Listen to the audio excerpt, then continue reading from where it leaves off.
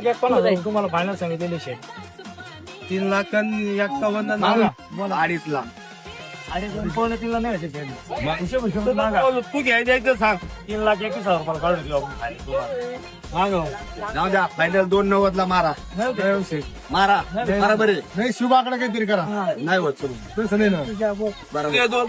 2,21,000 3,21,000 जाऊ दे. आमचं 2,90,000 जाऊ दे. 3,11,000 रुपये. हो.